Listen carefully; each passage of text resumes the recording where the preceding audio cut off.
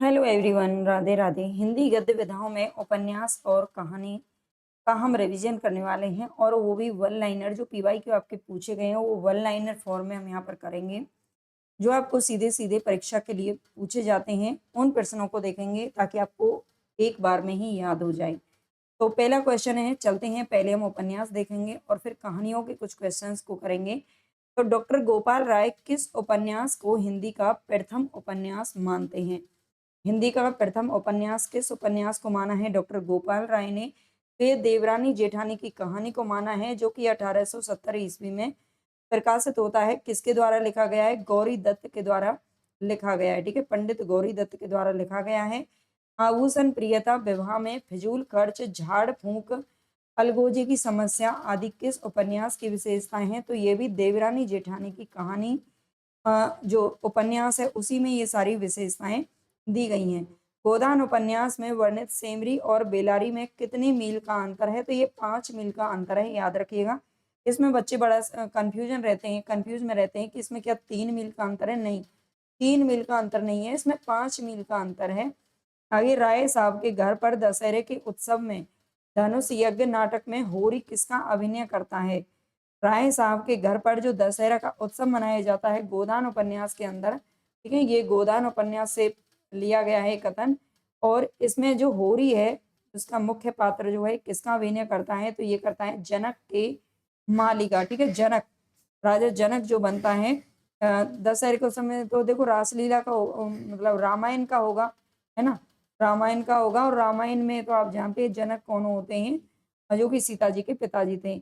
बड़े आदमियों की बातें कौन चलाए, वह जो कुछ करें सब ठीक है, उन्हें तो बिरादरी और पंचायत का भी डर नहीं है। ये कथन गोदान उपन्यास में किसने किससे कहा है? तो ये जो कथन है वो जुनिया गोवर से कहती है। ठीक है, जुनिया किससे कहती है? अपने पति गोवर से कहती है हमें नहीं रहना है बिरादरी में, बिरादरी में रहकर हमारी मुकुत ना हो जाएगी। अब भी अपने पसीने की खाते हैं, तब भी अपने पसीने की खाएंगे।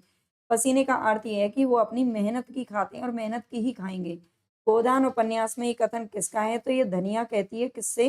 होरी से कहती है। ठीक है, धनिया होरी से कहती है। कौन सा उपन्यास है जो 41 प्रकरणों में विभक्त है? तो ये परीक्षा गुरु उपन्यास है, जो कि 1882 में प्रकाशित हुआ था। ठीक है, लाला श्रीनिवास दास जी का। शेखर एक जीवनी उपन्यास किस शैली में लिखा गया है? तो पूर्व दीप्ति शैली में लिखा गया है, याद रखना, शेखर एक जीवनी उपन्यास। आगे, शेखर एक जीवनी उपन्यास को किस अन्य नाम से जाना जाता है? तो ये जाना जाता है प्रकाशमान पुच्छल तारा के नाम से। बाणभट्ट की आत्मकथा उपन्यास की कथा कहाँ से ली गई है? तो इसकी कथा कहाँ से ली गई है? 7वीं सदी के हर्षवर्धन काल से ली गई है। हजारी जी का उपन्यास है और 1946 में प्रकाशित होता है। बाणभट्ट की आत्मकथा उपन्यास को भौगोलिक मात्राओं के आधार पर किसने बांटा था? तो भौगोलिक मात्राओं के आधार पर बांटने वाले कौन है? रमेश कुंतल मेघ है, जिन्होंने 5 चरणों में इसका विभाजन किया था। अगर ये सारे क्वेश्चन आपको अभी नहीं आ रहे हैं, 3 दिन बाद आपका पेपर है, तो समझ लीजिए कहीं ना कहीं कठिनाई आपको याद होनी चाहिए। सारे प्रश्न, जातिवाद, अवसरवादी राजनीति, मठों और आश्रमों का पाखंड किस उपन्यास में दर्शाया गया है? तो ये सारे जो पाखंड है वो किसमें आते हैं?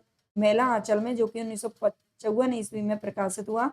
और ये प्रथम आंचलिक उपन्यास है। ठीक है, भारत माता ग्राम वासिनी, खेतों में फैला है श्यामल, धूल भरा मेला सा आंचल, ये किस कविता की पंक्ति है जिसका जिक्र मेला आंचल में किया गया है? तो ये सुमित्रा नंदन पंत की कविता है, जो कि भारत माता नामक कविता से ली गई हैं ये पंक्तियां। झूठा सच उपन्यास में यशपाल ने कब से कब तक का उतार चढ़ाव दिखाया है? तो झूठा सच जो उपन्यास है इसमें 1942 से लेकर 1957 ईस्वी तक का जिक्र किया गया है। ठीक है, 1900, ये 2 भागों में प्रकाशित हुआ था, ये तो सब आप जानते ही होंगे। 2 भागों में प्रकाशित होता है, देश और वतन के नाम से और देश का भविष्य नाम से। ठीक है, वतन और देश का भविष्य 2 भागों में अलग अलग नामों से प्रकाशित होता है। और इसमें 1942 से लेकर 1947 तक की कथा और फिर आगे देश का भविष्य में आगे की कथा उजागर की गई है। मानस का हंस, जो कि अमृतलाल नागर जी का उपन्यास है, 1972 में प्रकाशित होता है। इस उपन्यास की कथा कितने अंकों में विभाजित है? तो 31 अंकों में है, जिसका आरंभ मुगलों द्वारा की जा रही लूटपाट से होता है। मानस का हंस उपन्यास कब से कब तक लिखा गया है? तो ये 4 जून 1971 से इसे लिखना शुरू करते हैं लेखक, और 23 मार्च 1972 उस दिन राम नवमी का दिन था, तब इसे पूरा किया गया था। ठीक है, मानस के हंस को। इस उपन्यास का आरंभ नथु चमार द्वारा सुअर मारने की घटना से होता है। तो ये तमस उपन्यास, ये सारे प्रश्न पूछे गए हैं पहले। ठीक है, पीवाईक्यू को ही मैंने यहाँ पर क्या किया है, वन लाइनर फॉर्म में डाल दिया है। ठीक है, तो सुअर मारने की घटना से होता है तमस उपन्यास का, जो कि 1973 में प्रकाशित होता है। और इसमें केवल और केवल 5 दिन की कथा वर्णित है। ये भी पूछा जाता है किस उपन्यास में केवल 5 दिन की कथा वर्णित है, तो वो तमस उपन्यास में है। कौन से उपन्यास में स्वतंत्र भारत की ईमानदारी, नैतिकता, न्याय और शिक्षा व्यवस्था की खुलेआम धज्जियां उड़ाई गई हैं? तो ये श्रीलाल शुक्ल जी का उपन्यास है राग दरबारी, जो कि 1968 में प्रकाशित होता है। और 1969 में इसके लिए क्या मिलता है, साहित्य अकादमी भी मिलता है। रूपन, वैद्यजी, रंगनाथ, जोगनाथ, शनिचर, बेला, ये सभी किस उपन्यास के पात्र हैं, तो राग दरबारी के पात्र हैं, याद रखना। जिंदगी नामा उपन्यास में किस गांव का वर्णन किया गया है, तो ये डेरा जट्टा गांव है, जो कि पंजाब का एक गांव है। जिंदगी नामा 1979 में प्रकाशित होता है, कृष्णा सोबती जी का उपन्यास है। जिंदगी नामा उपन्यास के लिए कृष्णा सोबती को साहित्य अकादमी कब मिला था, तो 1 साल बाद मिला था, 1980 ईस्वी में। कहा तो घास खोद रहा हूँ, इसी को अंग्रेजी में रिसर्च कहते हैं। पर साल एमए किया था, इस साल से मैंने रिसर्च शुरू कर दी है। ये रंगनाथ, ये किसका कथन है, तो रंगनाथ का ड्राइवर से है। ये किसका है, कहा तो घास खोद रहा हूँ, इसी को अंग्रेजी में क्या कहते हैं, रिसर्च कहते हैं। पर साल एमए किया था और इस साल से क्या कर दिया है, रिसर्च शुरू कर दी है। रंगनाथ का ड्राइवर से एक कथन है। ठीक है, आगे सहानी, काशी सहा, बिंद्रा देई, गुरदास, चन्नामल, निक्का, संतो, बसंतो आदि पात्र किस उपन्यास के हैं? ये सभी जो पात्र है वो किसके हैं, जिंदगी नामा उपन्यास के पात्र हैं। इस तरह से आपको सभी पात्रों को याद रख लेना है। ठीक है, संतो, बसंतो, बंती, संती, सबको याद रखना है बढ़िया तरीके से। मन्नू भंडारी द्वारा रचित आपका बंटी किस प्रकार का उपन्यास है और कितने भागों में ये विभक्त है? तो ये एक मनोवैज्ञानिक उपन्यास है, आपका बंटी, जो कि तलाक शुदा जो दंपति होते हैं उनके जीवन पर आधारित है। उनके बच्चों का हाल क्या होता है उस पर ये आधारित है। और ये 16 भागों में विभक्त है। 1970 ईस्वी में प्रकाशित होता है। मुझे किसी और स्कूल में कोशिश नहीं करनी, उसे हॉस्टल ही भेजना है। यहाँ घर में रखने के लिए मैं उसे नहीं लाया हूँ। ये कथन आपका बंटी उपन्यास में किसका है? तो आपका बंटी, जो बंटी के पिता हैं अजय, अजय अपनी दूसरी पत्नी मीरा से ये कहते हैं कि मुझे किसी और स्कूल में अब कोशिश नहीं करनी है। ठीक है, इसे हॉस्टल में डालना है। बंटी के लिए ऐसा बोलता है। ठीक है, पहले वो अपनी तलाक होने के बाद दोनों जो माता पिता हैं वो अलग अलग जगह पर शादी कर लेते हैं और अपने अपने घर अलग बसा लेते हैं। लेकिन जो बच्चा है वो दोनों के बीच में पिसता रहता है। धरती धन्ना अपना एक किसके द्वारा रचित उपन्यास है, तो जगदीश चंद्र के द्वारा लिखित है, जो कि 1972 में प्रकाशित होता है।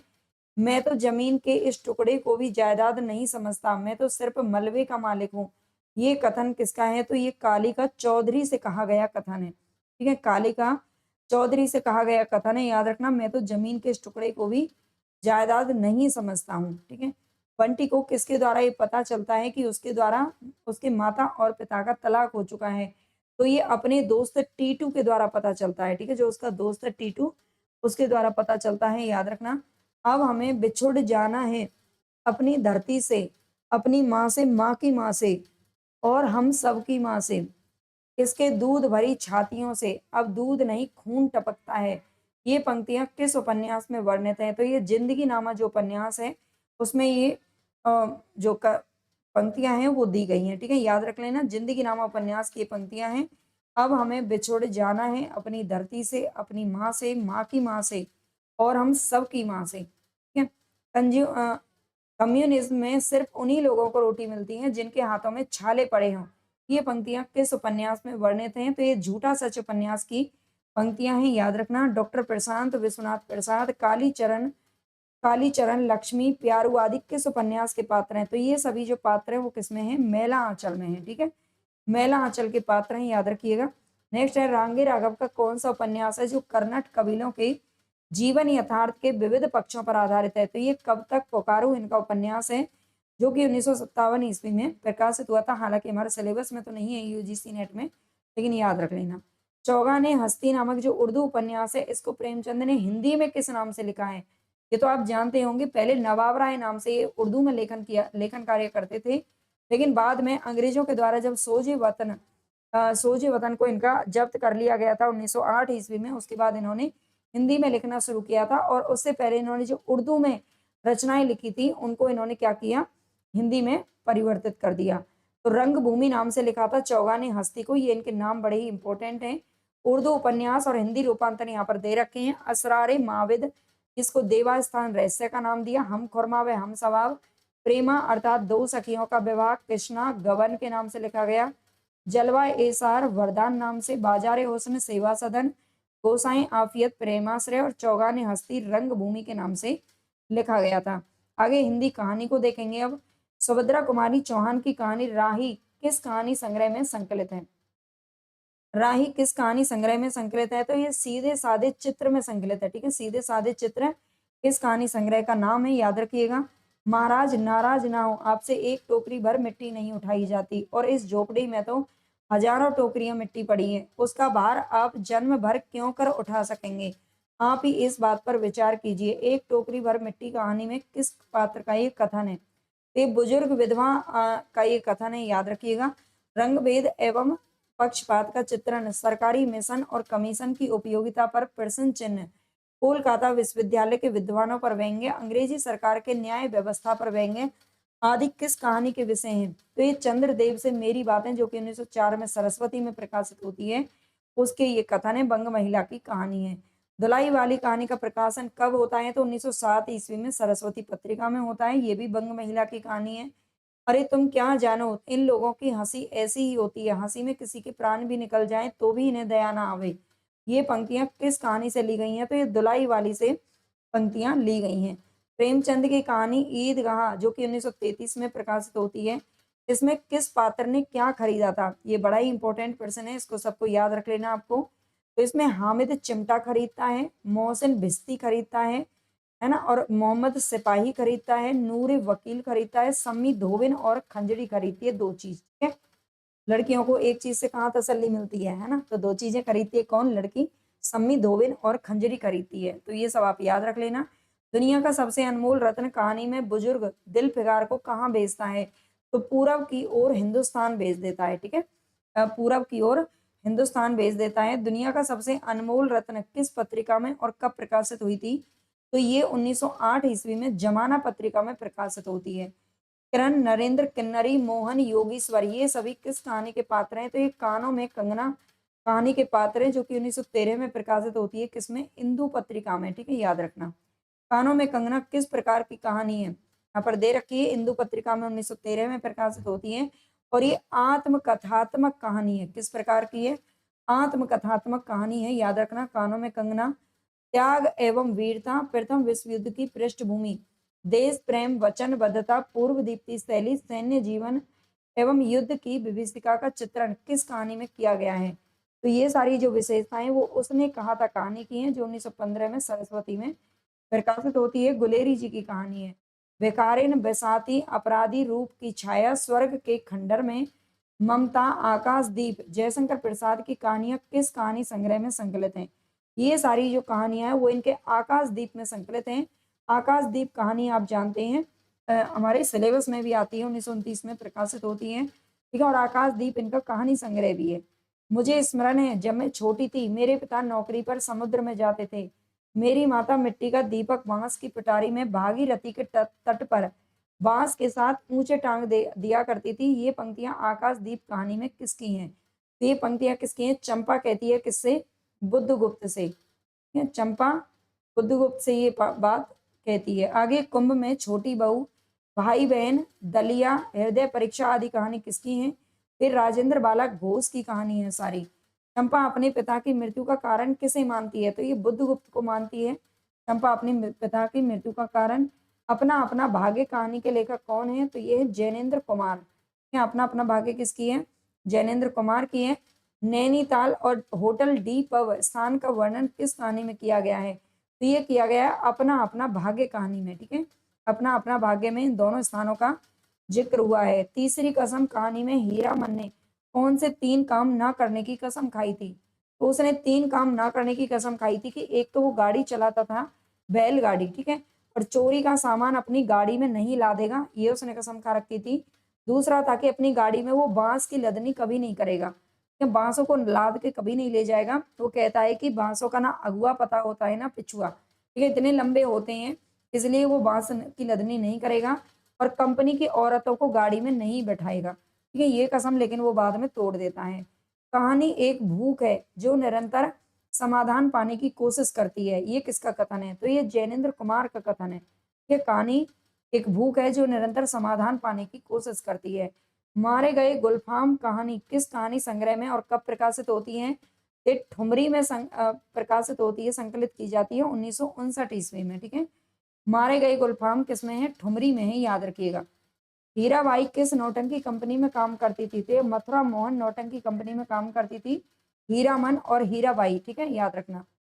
जो तीसरी कसम के पात्र हैं, खुरमा टोली, बबुआन टोली, कोईरी टोली और मलदैया टोली, ये 4 टोली किस कहानी में उल्लेखित हैं? तो ये है लाल पान की बेगम में, ठीक है? लाल पान की बेगम जो कहानी है उसमें ये सारे संकलित हैं। कहानी में लाल पान की बेगम किसे कहा जाता है? तो ये बिरजू की माँ को कहा जाता है, ठीक है? लाल पान की बेगम कहानी में जो बिरजू है, बिरजू एक बच्चा है, कितने वर्ष का बच्चा है? ब्रजमोहन इसका नाम है और 7 वर्ष का बच्चा है। ये भी क्वेश्चन पूछे जाते हैं, ठीक है? पूछे गए हैं पहले। गैंग्रीन यानी कि रोज कहानी को अग्गे ने किस स्थान पर और कब लिखा था? तो इन्होंने डलहौजी जेल में लिखा था मई 1931 ईस्वी में। गैंग्रीन कहानी किस शैली में लिखी हुई है? तो मैं शैली में लिखी एक संवादात्मक कहानी है ये, ठीक है? गैंग्रीन कहानी मैं शैली में लिखी और एक संवादात्मक कहानी है। सूखे की स्थिति का जिक्र, फ्लैशबैक की तकनीक का प्रयोग, पहाड़ों का परिवेश और मेहल व दारिम के पेड़ों का उल्लेख किस कहानी की विशेषताएं हैं? एक कोसी का घटवार जो कहानी है शेखर जोशी की, इसकी विशेषताएं हैं। आग में बहादुर ही कूदते हैं जनाब, ये जब ये तुम्हारा ये वकील सिपाही और भिस्ती लोंडियों की तरह घर में घुस जाएंगे। आग में कूदना वह काम है जो ये रुस्तम हिंद कर सकता है। रुस्तम हिंद की उपाधि कौन देता है? हामिद अपने चिमटे को देता है और ये किस कहानी से लिया गया है? तो ईदगाह कहानी से लिया गया है। नेक्स्ट है चीफ की दावत कहानी किस कहानी संग्रह में संकलित है और ये किसके द्वारा रचित है? तो पहला पार्ट में संकलित है जो कि 20 में साहनी जी की कहानी है। 1957 में इसे संकलित किया गया था चीफ की दावत को, ठीक है? चीफ की दावत कहानी में माँ ने अपने बेटे से कहाँ भेजने के लिए कहा है? माँ इतनी परेशान होती है और अपनी माँ से कहती है कि बेटा तू मुझे हरिद्वार छोड़ के आ जा, ठीक है? शहर में आग लगी थी, बात डिब्बे भर के मुसाफिरों को पता चल गई और वे लपक लपक कर खिड़कियों में से आग का दृश्य देखने लगे। ये पंक्तियां किस कहानी से ली गई हैं? तो डिब्बे की अगर बात आती है ना तो ट्रेन में जो कहानी पूरी कहानी ट्रेन में ही लिखी गई है, यानी कि ऐसा नहीं है ट्रेन में बैठकर लिखी गई है ना, ट्रेन में जो दृश्य देखे थे लेखक ने, ट्रेन की पूरी स्थिति का उन्होंने जिक्र इस कहानी में किया गया है और ये अमृतसर आ गया जो कि 1973 ईस्वी में प्रकाशित होती है। पटरियां नामक जो कहानी संग्रह है उसमें ये संकलित की गई है। ट्रेन कहाँ दौड़ती है? पटरियां पर। पटरियां, नया मकान, मौका परस्त, अभी तो मैं जवान हूँ, इंद्रजाल, भगोड़ा, अमृतसर आ गया कहानियां किसकी हैं? तो ये सारी कहानियां भीष्म साहनी जी के द्वारा लिखी गई हैं। सिक्का बदल गया कहानी किस पत्रिका में और कब प्रकाशित हुई थी?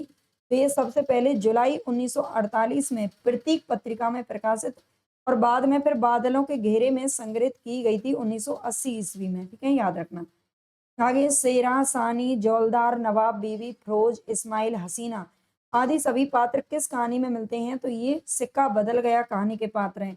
सानी कुछ कह जाओ, तुम्हारे मुंह से निकली असीस झूठ नहीं हो सकती और अपने साफे से आंखों का पानी पोंछ लिया। सानी ने उठती हुई हिचकी को रोककर रूंदे रूंदे गले से कहा, रब तुहानू सलामत रखे, बच्चा खुशियां बख्शे। ये पंक्तियां किसने कही थी? तो ये सारी पंक्तियां, ये वाली जो पंक्तियां है ना ये तो सानी बोलती है, लेकिन ये पंक्तियां किसने कही हैं? तो इस्माइल ने कही है सिक्का बदल गया कहानी में, ठीक है? इस्माइल किससे कहता है? साहनी से कहता है। माता दीन, कोतवाल, बलभद्र, राम सजीवन आदि पात्र किस कहानी से लिए गए हैं? वे इंस्पेक्टर माता दीन चांद पर जो हरिशंकर परसाई जी की एक व्यंग्यात्मक कहानी है। निर्दोष को दोषी करार देने पर व्यंग्य, भ्रष्ट पुलिस व्यवस्था पर व्यंग्य, भारतीय पुलिस व्यवस्था की कार्यशैली पर व्यंग्य, चांद के काल्पनिक चित्रण द्वारा भारतीय पुलिस एवं व्यवस्था पर व्यंग्य किस कहानी की विशेषताएं हैं? तो ये सारी जो विशेषताएं वो इंस्पेक्टर मातादीन चांद पर जो कहानी है उसकी विशेषताएं हैं। पिता कहानी किस कहानी संग्रह में संकलित है? तो फैंस के इधर उधर 1968 ईस्वी में इसे संकलित किया गया है। राजा निर्वंशिया कहानी में आए पात्रों का विवरण देख लेते हैं। जगपति, चंदा, वचन सिंह, राजा निर्वंशिया, रानी, जमुना, सुनार, माँ और चाचा। ठीक है, ये सारे पात्र इसमें शामिल हैं। मरने से पहले मैं एक दफा बर्मा जरूर जाऊंगा और तब एक चांद के लिए उनकी आंखों में एक क्षण के लिए क्या हुआ, उनकी आंखों में गीली सी नमी छा जाती। परिंदे कहानी में ये किसका कथन है? तो म्यांमार से कौन आया था? म्यांमार यानी कि बर्मा से डॉक्टर मुखर्जी आए थे। जब वहां से उन्होंने मतलब जब कुछ लड़ाई झगड़ा हुआ था, है ना, दंगे फसाद हुए थे, तो वहां से ये भाग आए थे भारत की तरफ। और डॉक्टर मुखर्जी कहते हैं कि मरने से पहले मैं एक बार बर्मा यानी कि अपने देश में जरूर जाऊंगा। ठीक है, लतिका, मिस्टर हुबर्ट और रास्ते में ही उनकी पत्नी की भी मृत्यु हो जाती है। Latika, Mister Hubert, Karimuddin, Miss Wood, major Girish Negi, doctor Mukherjee, Sudha और जूली, ये किस कहानी के पात्र हैं? तो परिंदे कहानी के पात्र हैं निर्मल वर्मा जी के। आगे नाटक हैं, उनको हम नेक्स्ट क्लास में पढ़ेंगे। उम्मीद करती हूँ कि ये वीडियो आपके लिए काफी हेल्पफुल रहेगी। अच्छी लगे तो लाइक सब्सक्राइब चैनल को जरूर कर लेना और बताना क्लास आपको कैसी लगी। धन्यवाद।